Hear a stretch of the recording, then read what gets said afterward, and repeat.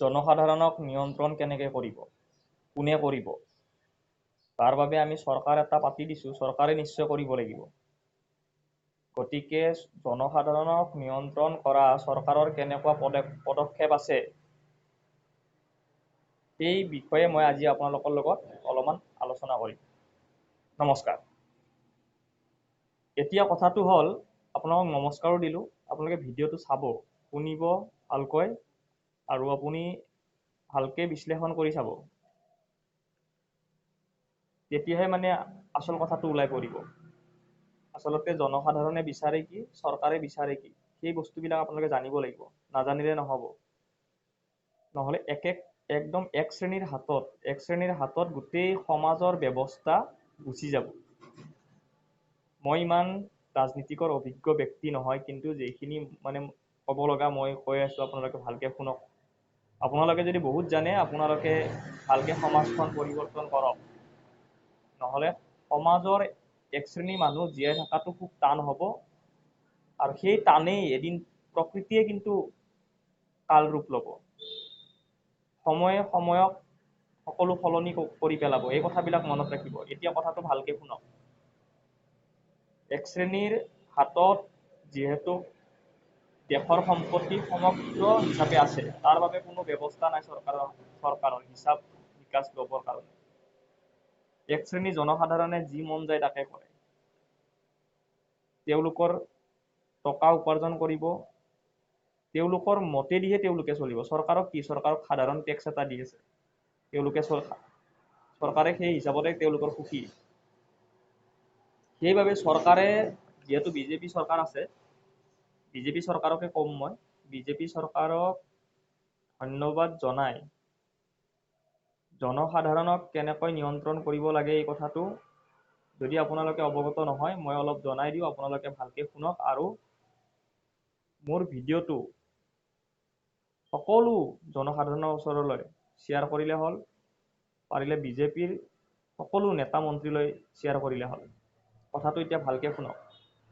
যিসকল ব্যক্তিৰ অজস্ৰ টকা সম্পত্তি, তেওঁলোকৰ যি মন যায় তাকে কৰে। গতিকে গোটেই ভাৰতৰ তথা অসম, গোটেই ভাৰতৰ লগতে অসম এটা চৰকাৰী এটা বিভাগ হ'ব লাগে, যাতে জনসাধাৰণৰ যাতে হিচাপ নিকাচ ল'ব পাৰে। কোনজন মানুহৰ কি আছে, গাড়ী কেইটা, মাটি কিমান ঠাইত আছে, টকা কিমান, তেওঁ এতিয়া এটা গাড়ী কিনিলে যাতে এটা বেলেগ এটা গাড়ী কিনিব নোৱাৰে, চৰকাৰক সেই আবেদনটো জনাব লাগিব। সকলো বস্তু মানে টকা থাকিলে যে সকলো কৰিব নোৱাৰে, সেই বস্তুটো চৰকাৰে এটা বিভাগ খুলিব লাগে। তেনেকুৱা এটা বিভাগ যদি খোলা যায়, তেতিয়া কি হ'ব, বহু আনএমপ্লয়ো শেষ হ'ব। আমাৰ যিমানকেইটা ডিষ্ট্ৰিক্ট আছে, সকলোতে এটা এটা যদি অফিচ খোলা যায়, গুৱাহাটীত এটা হেড অফিচ খোলা যায়, তেতিয়াহ'লে কি হ'ব, আনএমপ্লয়ো বহুত সমস্যা সমাধান হ'ব। গতিকে মই চৰকাৰক এই কথাটোৱে জনাম যে বহু মানুহে কেৱল তেওঁলোকৰ নিজৰ স্বাৰ্থৰ বাবে ইয়াতে এটা মাটি ল'ব, তাতে এটা মাটি ল'ব, এই এতিয়া এটা গাড়ী কিনিব, এই তেতিয়া এটা গাড়ী কিনিব, মানে কম্পিটিশ্যন। এক শ্ৰেণীৰ মানুহক মানে এনেকে মানে দবাই থৈছে, মানে সেই কথাটো চৰকাৰেহে কেৱল উচিত ব্যৱস্থা ল'ব পাৰিব। সংবিধানত সঁচাকে কোৱা আছে যে সমান অধিকাৰ সকলোৰে বাবে। এইটো মুখত কোৱা আছে। যদি সংবিধানক সঁচাকৈ মানি চলে সকলো ব্যক্তিয়ে, তেতিয়াহ'লে সমাজৰ মানুহে সমাজক চলাব। কিন্তু আজিৰ তাৰিখত সমাজৰ মানুহে সমাজক চলোৱা মই দেখা নাই। এই কথাটো মই বাৰে বাৰে কৈ আছোঁ। অৰ্থনৈতিক ব্যৱস্থা খুব দুৰ্বল, এক শ্ৰেণীৰ বাবে দুৰ্বল, প্ৰতিটো মানুহৰ বাবে দুৰ্বল নহয়। গতিকে মাটি সম্পত্তি বেচাটো, সেই বস্তুটো সম্পূৰ্ণৰূপে বন্ধ কৰিব লাগে। এজন মানুহে বাৰে বাৰে য'তে ত'তে মাটি ল'ব নোৱাৰে। এই বস্তুবিলাক চৰকাৰে আনিব লাগে। টকা থাকিল বুলি গাড়ী ল'ব নালাগে, টকা থাকিল বুলি যি মন যায় তাকে কৰিব নোৱাৰিব। এতিয়া উদাহৰণস্বৰূপে মই আপোনাক এটা কথা কওঁ, আপুনি বিয়া পাতিলে, বিয়াৰ খৰচ 35 লাখ টকা। সেই 35 লাখৰ মাত্ৰ 600-700 টকাহে দুখীয়া মানুহে পায়। যিজনে মানে ভাতৰ থালকেইটা পেলায়, পাতকেইটা পেলায়, তেওঁলোকেহে মানে 600-700 টকা পায়। বাকী কিন্তু মানুহে নাপায়। বাকী 25,000, 30,000, 50,000, 1 লাখ, 2 লাখ তেনেকৈ অলপ ভাল মানুহখিনি পায়।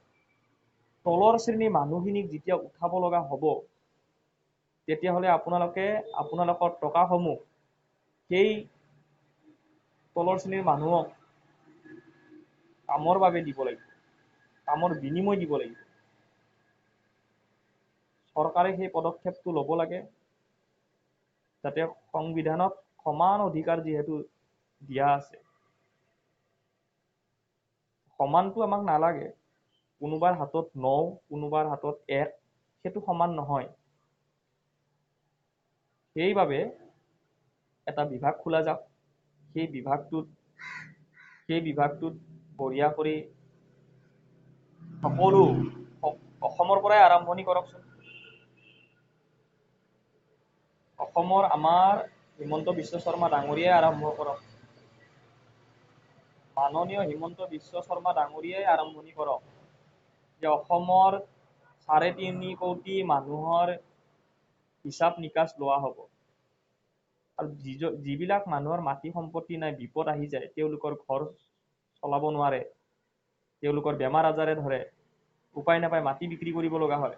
মাটি বিক্ৰী কৰোঁতে মণ্ডলে হওক, SDOই হওক, তেওঁলোকে সুধিব লাগে যে আপোনাৰ আৰু ক'ৰবাত মাটি আছে নেকি, আপুনি ভূমিহীন হৈ যাব নেকি, এই কথাবিলাক সুধিব লাগে। নুসুধে যে কোনোবাই কিনিব, আমি অলপ ৰেভিনিউ পাওঁ, এই নাগৰিকজনৰ কি হ'ব? সেই কথাবিলাক আপোনালোকে চিন্তা চৰ্চা কৰিব লাগে। এজন মানুহক ভূমিহীন কৰি দিয়া বা কোনোবা এজনে টকাৰ পাৱাৰত, টকাৰ শক্তিত তেওঁ মাটি কিনি লোৱা, গাড়ী কিনি লোৱা, য'তে ত'তে শ্বপিং মল কৰি লোৱা। আজি মই উদাহৰণস্বৰূপে এটা কথা কওঁ, আপুনি এজন মানুহে যদি আনএমপ্লয় কিয় হয়? এজন মানুহে যদি চৰকাৰী চাকৰি কৰিছিলে, 60 বছৰৰ পিছত পেঞ্চন পালে, পেঞ্চন পোৱাৰ লগে লগে কি হ'ল? তেওঁ গেলামাল দোকান এখন দি বহি থাকে। তেওঁ পেঞ্চনো পাই আছে, ঘৰত 2টা ৰুম ভাড়াও দি থৈ দিছে, 15,000 কৰি 30,000। তেওঁ দোকানখনৰ পৰাও 20,000 টকা পায়, পেঞ্চনো পায়, 1 লাখ টকা তেওঁ মাহে ইনকাম কৰি আছে। সেই দোকানখন যদি তেওঁ নেদিল হয়, এটা বেলেগ ল'ৰা বা এজন বেলেগ ছোৱালীয়ে আনএমপ্লয়টো কি হ'ল হয়? এই কথাবিলাকেতো চৰকাৰে গুৰুত্ব দিব লাগে। গুৰুত্ব দিলেহে মানে এদিন দেশ, লগতে সমাজ সকলো ঠিক হ'ব। আৰু এই সমাজৰ পৰা, এই দেশৰ পৰা কোনো বস্তু কাৰো বাবে নহয়, সকলো আনৰ বাবেই কৰা হয়। এই কথাটো আপোনালোকে ভালকে শুনি ল'ব, ভালকে বুজি ল'ব। কেৱল নিজৰ বাবে যদি আপুনি কৰি আছে, তেনেহ'লে আপুনি একদম মূৰ্খ, মই ক'ম মূৰ্খ। আপুনি আনৰ বাবেও কৰকচোন। 50,000 টকা আপুনি পেঞ্চন পায় মাত্ৰ ডেইলি সদায় মানে 10 টকা খৰচ কৰে। কেনেকৈ অৰ্থনৈতিক ব্যৱস্থা ভালে থাকিব? খৰচ কৰক আপুনি। আমি 600 টকা 700 টকা আমি ইনকাম কৰোঁ, ফলাফল কি আমাৰ? শূন্য। গোটেইখিনি আমি খৰচ কৰোঁ। আপোনালোকে কিয় নকৰে? আপোনালোকে কৰিব লাগে। গতিকে মই জনসাধাৰণক নকওঁ, চৰকাৰৰ, যিহেতু আমি এটা চৰকাৰ পাতি দিওঁ, চৰকাৰৰ আমি যিকোনো সমস্যা চৰকাৰকে ক'ব লাগিব। সেইবাবে চৰকাৰে এটা ভাল বিভাগ বনাওক, এটা ভাল কাৰ্যালয় বনাওক, একদম তন্ন কৰি মানে পৰীক্ষা কৰা যাওক। আন্না হাজাৰী ডাঙৰীয়াই সেই লোকপাল বিলৰ কথা আলোচনা কৰিছিলে। অন্তত লোকপাল বিলৰ আলোচনা কৰাৰ পিছতো যদি সেই লোকপাল বিলখনো যদি মানে বিধেয়ক হ'ল হয়, তেতিয়াও অন্তত বহু মানুহৰ ওপৰত আমি দৃষ্টিগোচৰ ৰাখিব পাৰিলো হয়। মই জানো যিকোনো কাম সহজত কৰিব নোৱাৰি, বহুত কষ্ট, বহুত ত্যাগ, বহুত ষ্ট্ৰাগল কৰিব লাগে, এই কথাটো মই জানো। কিন্তু উপায় নাই। সমাজৰ এক শ্ৰেণীৰ মানুহ অৰ্থনৈতিক ব্যৱস্থাৰ একেবাৰে ধ্বংস হৈ যাব, জুৰুলা হৈ গৈছে সমাজৰ মানুহ। ধন্যবাদ, ভালকে কথাখিনি চিন্তা কৰিব।